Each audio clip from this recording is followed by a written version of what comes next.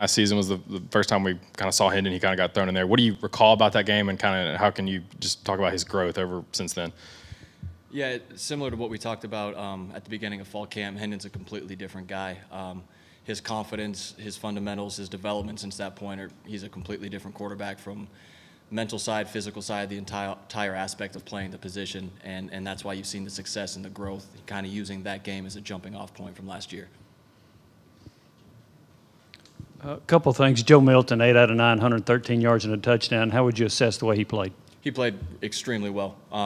Hate to use the word flawless, but he played extremely high level out there. It gave us a bunch of confidence. It's today with the transfer portal and all that, it's hard to have two high-level quarterbacks, and Joe showed us that we have two very good options at quarterback, and we have a ton of confidence playing him. What impresses you most about Pitt's defense? Extremely aggressive in the way that they play. They're sound. They play within their scheme at a very high level, but within that, they play extremely aggressively every single snap, extremely physical. You're going to have to show up and take everything that you get in this one. Joey, back to Hendon. With his development and the things that he does better now, when you guys are discussing game plan and what he can execute, how much is that opened up in the options you can give him and want to call with him as your quarterback?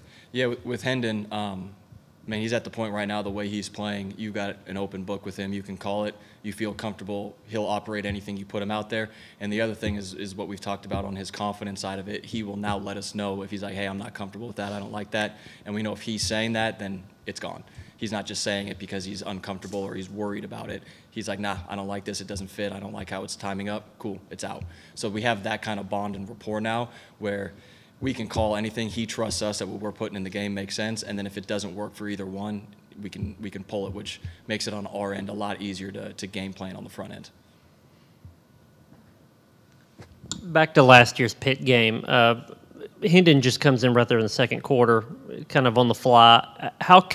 Back to your conversations with him, what were those like right within the game when you knew he had to go out there? And how condensed was the playbook and the options with him on the fly in that game? First question, the conversation with him was just like, hey, man, like, you know, whenever you're the backup quarterback, I experience the same thing. You're always one play away. So it was like, hey, knew this was a chance. Like, here's what we're doing. Here's what we're seeing. Go take it. And we didn't have, like, a separate game plan between him and Joe. We had what we had, and we called it, and we're basing it off what the looks we were seeing. So that part, there wasn't much of a difference, and it was just really the conversation. You can't make it too big of a deal. This is always an opportunity in football that this could happen. Here it happened, and go play. Joe, you just said a second ago how with Joe that there's maybe no such thing as like a flawless game, but it looked like maybe in the first half Thursday, just a couple of throws where Hendon maybe looked like the rhythm was just kind of getting its feet wet into the season or however you want to call it. Did you see any? I don't want to call it rust, but some of that stuff that you'll maybe want it to be a little smoother late in the year. Yeah, I'm guessing you're talking about the couple high balls that he went early.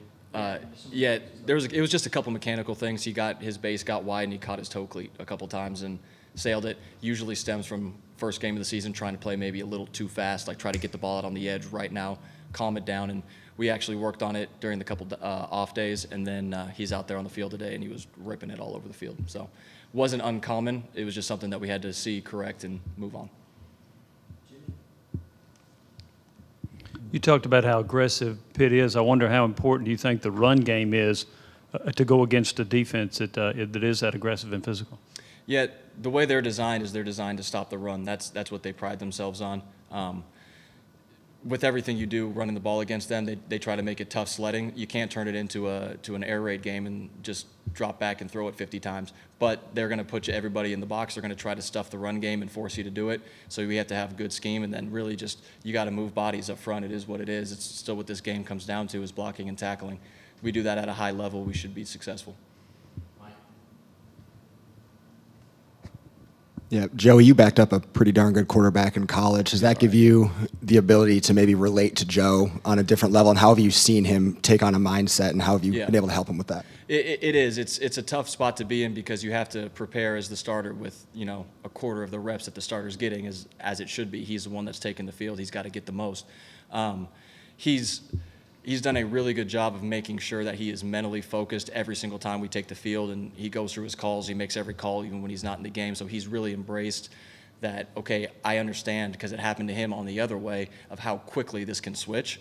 So he's always ready to go, and that's why I said on the front end, we feel confident rolling him. We don't have a separate, okay, if Joe's in, it's this. If Hendon's in, it's this. If for whatever reason he's in there, you're calling it and you're rolling. And that's what he's earned in the way he's prepared.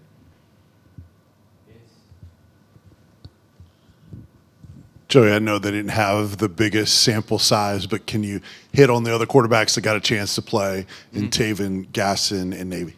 Yeah, with the young guy Taven going in there, the main thing is it's tough going in there in that situation. Is just trying to operate under the lights. You want to call everything the correct way, stay in your reads the correct way, and there's always the freshman hiccups, which are in there. But what I like about Taven is his best practices in fall camp were in Neyland Stadium. He went out there and the moment wasn't too big for him. He's the gamer. That's the type of guy he is. That's what I liked about him in the recruiting process, and you saw that on Thursday night as well.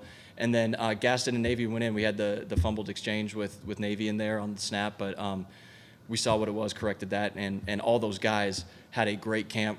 The guys that were here had a great spring, and we trusted them to go play. It wasn't just like throwing a dog a bone. Like, we trusted those guys to go play because they know our offense. They're dialed into what we're doing, and they went and they played pretty well. 3 more questions. Adam, Wes, Jim. You said Joe was almost flawless, really good. You also complimented Hendon. How comfortable is that to be able to praise both of those guys and know there's not who's going to start? How comfortable does that make that room? Yeah, it's extremely comfortable in there. Joe and Hendon are really good friends, like legitimately off the field, extremely close friends. So they're happy for each other when they're doing well. You don't have Joe in there saying like, oh man, I would have made that throw. You don't have Hendon in there when Joe does something well saying like, oh man, I hope they don't. There's none of that. Hendon's our starting quarterback. He's our guy right now. Joe is extremely happy for all the success that he has, and whenever Joe's in the game, Hendon's extremely happy for all the success that Joe has, and that is a culture that Coach Hype has tried to cultivate from the day we got there in the entire locker room, and it's absolutely permeated down into the quarterback room as well. Joey, it looked like, at least most of the time, Ball State in that game was kind of content to sit back a little bit, sort of make y'all not give y'all those 3-4 play scoring drives that you had so many times last year. Is that a good thing sometimes for your quarterbacks to have to kind of go face that and, maybe not push it too much and maybe, because sometimes you got to be more patient and kind of work your way down the field? Yeah. I think it's a good, like, whenever people are playing the drop 8 stuff, it's a good lesson in having to shop windows, to work bodies. There's just bodies everywhere. You got to feel space. That's what we're all based on, is feeling space anyway.